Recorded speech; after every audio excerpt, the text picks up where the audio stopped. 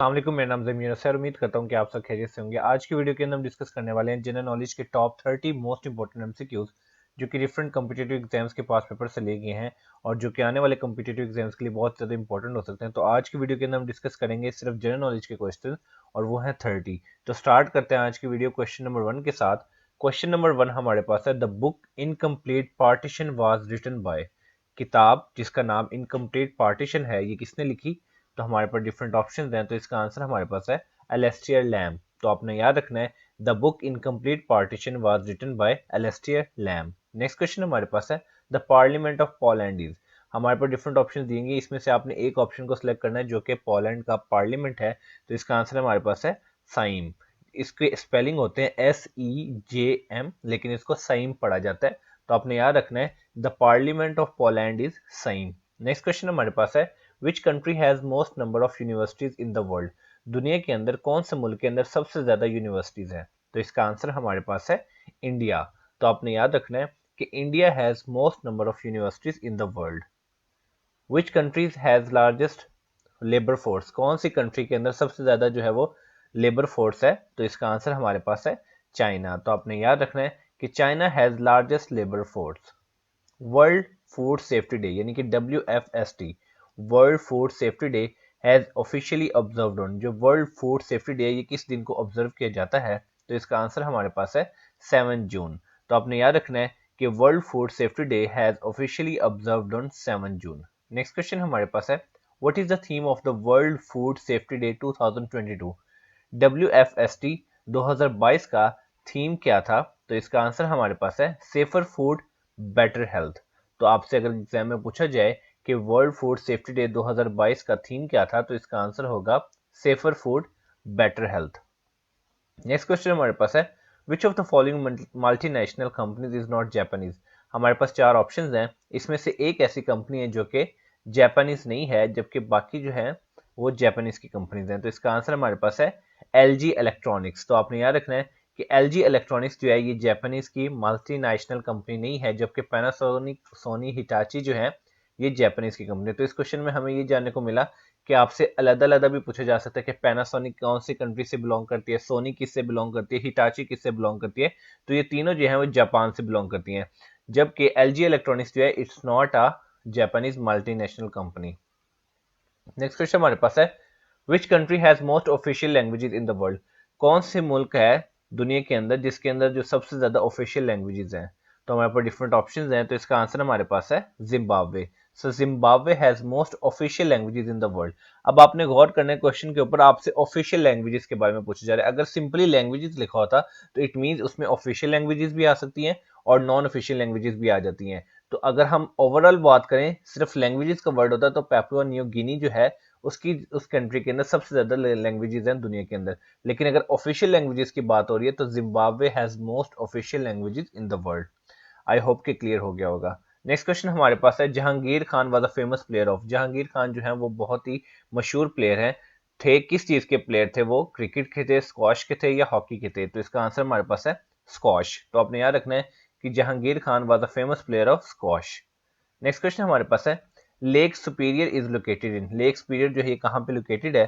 तो इसका आंसर हमारे पास है USA एंड कनाडा। तो आपने याद रखना है कि lake superior is located in USA and Canada. Next question हमारे पास है, the Pakistan cricket board was formed in 1949। एक चीज तो हमें ये पता चल गई, एक इंफॉर्मेशन हमें ये क्वेश्चन के अंदर ही मिल गई, जो PCB है यानी कि पाकिस्तान क्रिकेट बोर्ड है, ये 1949 के अंदर बना। अब आपने इस क्वेश्चन के अंदर ये बताना है कि जो हेडक्वार्टर है PCB के वो कहाँ पे हैं? तो इसका आंसर हमारे पास है लाहौर।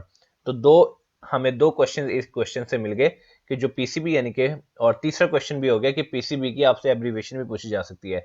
सो PCB stands for Pakistan cricket board. एक इन्फॉर्मेशन हमारे पास ये होगी। दूसरी इन्फॉर्मेशन ये है कि जो पाकिस्तान क्रिकेट बोर्ड है वो 1949 के अंदर बना। और तीसरी इन्फॉर्मेशन हमारे पास ये है कि जो PCB के हेडक्वार्टर हैं वो लाहौर में है। नेक्स्ट क्वेश्चन हमारे पास है, who is the youngest chairman senate of Pakistan till now. अब तक यंगेस्ट चेयरमैन सेनेट जो है पाकिस्तान की वो कौन है? तो इसका आंसर हमारे पास है सादिक संजरानी। तो आपने याद रखना है कि Sadiq Sanjrani is the youngest chairman senate of Pakistan. लाओट्से, Laos, the world's fourth highest peak having height of 8,516 meter is in Laozi जो है ये दुनिया की चौथी हाईएस्ट पीक है जिसकी हाइट 8,516 मीटर है। ये कहाँ पे है? तो इसका आंसर हमारे पास है नेपाल। तो आपने याद रखना है कि दुनिया की चौथी बुलंद तरीन चोटी जो है जिसकी हाइट 8,516 मीटर है ये नेपाल में है।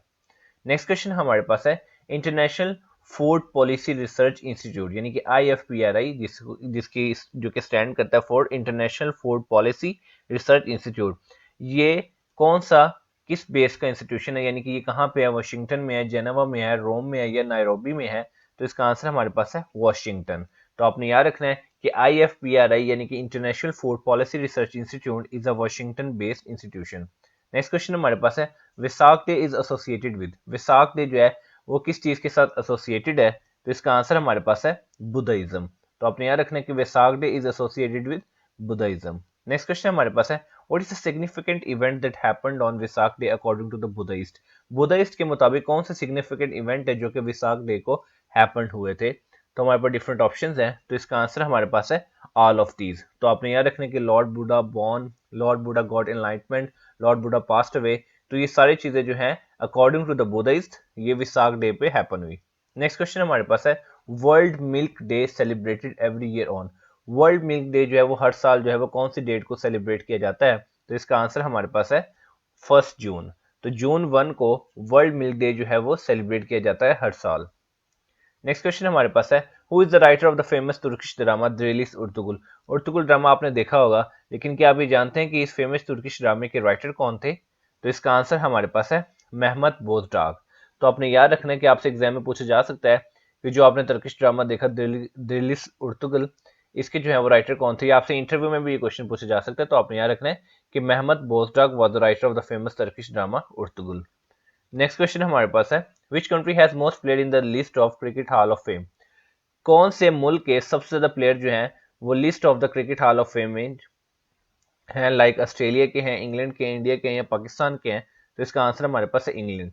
तो इंग्लैंड के जो प्लेयर्स हैं ज्यादातर इंग्लैंड के प्लेयर जो हैं वो क्रिकेट हॉल ऑफ फेम की लिस्ट में शामिल है। नेक्स्ट क्वेश्चन हमारे पास है the last dynasty which ruled China before becoming Republic of China in 1912 was.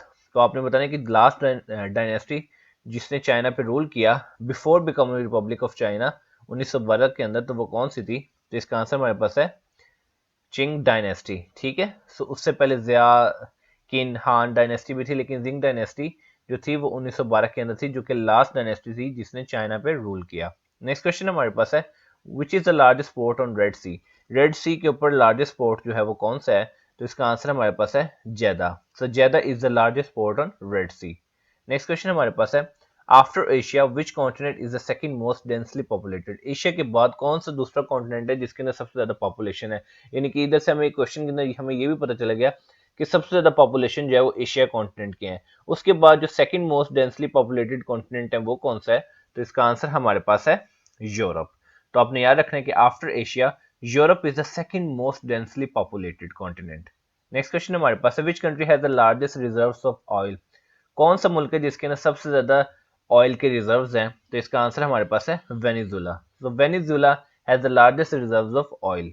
Next question हमारे पास है खामस which is celebrated in the mid winter is a festival of. खामस एक फेस्टिवल है जो कि मिड विंटर के अंदर जो है वो सेलिब्रेट किया जाता है। किसका फेस्टिवल है ये?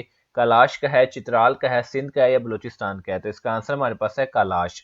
तो आपने याद रखना है कि कैमस जो कि मिड विंटर के अंदर सेलिब्रेट किया जाता है ये कैलाश का एक फेस्टिवल है।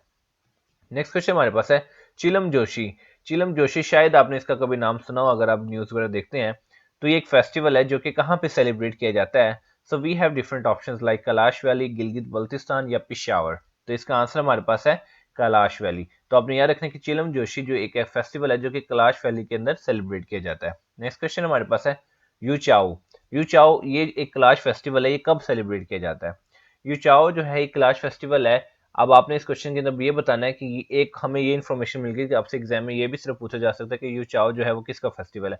तो ये कैलाश फेस्टिवल है। अब आपने इस क्वेश्चन के अंदर ये बताना है कि ये कब सेलिब्रेट किया जाता है? तो हमारे पास डिफरेंट ऑप्शन हैं ऑटम, मिड विंटर, स्प्रिंग या समर। तो इसका आंसर हमारे पास है ऑटम। तो आपने याद रखना कि यू चाओ जो एक कैलाश फेस्टिवल है ऑटम के अंदर सेलिब्रेट किया जाता है। नेक्स्ट क्वेश्चन हमारे पास है in which year an earthquake hit Hunza in our northern areas of Pakistan. Hunza को किस साल में जल्जले ने जो है हिट किया था, या हम सिंपली इसको ये कह सकते हैं कि कब जो है northern areas of Pakistan specifically Hunza के अंदर जो है वो जल्जला आया था। तो इसका आंसर हमारे पास है 1974। तो आपने याद रखना है कि in 1974 an earthquake hit Hunza in northern areas of Pakistan. Which philosopher is known as the father of liberalism? Father of liberalism के जो किसको कहा जाता है, कौन से फिलोसफर को कहा जाता है? तो इसका आंसर हमारे पास है जॉन लॉकी। जॉन लॉक भी पढ़ा जाता है इसको, और जॉन लॉकी भी पढ़ा जाता है। तो आपने याद रखना है कि John Locke is known as the father of liberalism.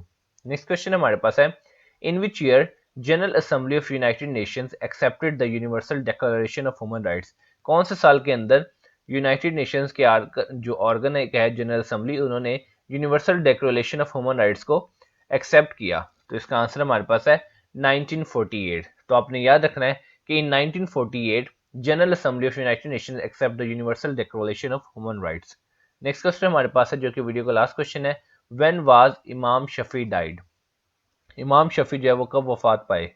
तो हमारे पास डिफरेंट ऑप्शंस हैं। तो इसका आंसर हमारे पास है 820 एडी, यानी कि 820 एडी के अंदर इमाम शफी जो है वो वफात पा गए थे। तो ये थी आज की वीडियो, जिसके अंदर हमने 30 मोस्ट इंपॉर्टेंट जनरल नॉलेज को डिस्कस किया, जो कि आने वाले कम्पिटेटिव एग्जाम्स में आपके लिए बहुत ही ज्यादा इन्फॉर्मेटिव और यूजफुल साबित होंगे। अगर आपको वीडियो पसंद आई है तो काइंडली चैनल को सब्सक्राइब कर लें, ताकि आने वाली मजीद इन्फॉर्मेटिव और यूजफुल वीडियोस के नोटिफिकेशन आपको मिलते रहें। तो मिलते हैं इंशाल्लाह अपने नेक्स्ट वीडियो में, तब तक अपना बहुत ज्यादा ख्याल रखिए। वस्सलाम।